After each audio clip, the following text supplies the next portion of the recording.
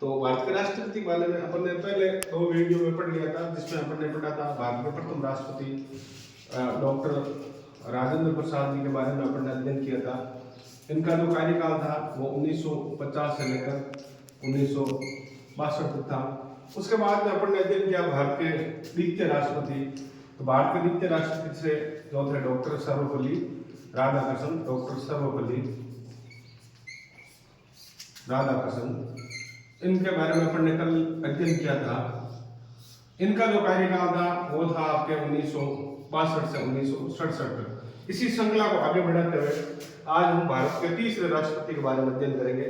तो भारत के जो तीसरे नंबर के जो राष्ट्रपति थे वो थे डॉक्टर जाकिर हुसैन।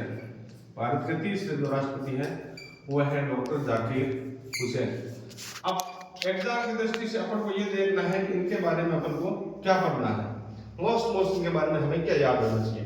तो सबसे पहले इनका कार्यकाल, तो इनका कार्यकाल था 1967 से लेकर 1969 तक। ये 2 वर्ष तक भारत के राष्ट्रपति रहे थे। तो इनके बारे में अपन को सबसे पहले ये ध्यान रखना है, भारत के प्रथम मुस्लिम राष्ट्रपति, भारत के प्रथम मुस्लिम राष्ट्रपति। तो ये भारत के प्रथम मुस्लिम राष्ट्रपति थे। अब एग्जाम में मुस्लिम की जगह अल्पसंख्यक भी आ सकता है, तो उसकी जगह आप अल्पसंख्यक भी याद कर सकते हो कि भारत के प्रथम अल्पसंख्यक राष्ट्रपति कौन थे, तो डॉक्टर जाकिर हुसैन थे। दूसरा आप में इनमें यह ध्यान रखना है, सबसे कम कार्यकाल राष्ट्रपति में, सबसे कम कार्यकाल। तो सबसे कम जो कार्यकाल था वो कार्यकाल था डॉक्टर जाकिर हुसैन जी का। उसके बाद में प्रथम राष्ट्रपति जिनकी पद पर रहते हुए मृत्यु हुई, जिनकी पद पर रहते हुए मृत्यु। तो ये आपको ध्यान रखना है। और मृत्यु कब हुई थी? 1969 में इनकी मृत्यु हुई थी।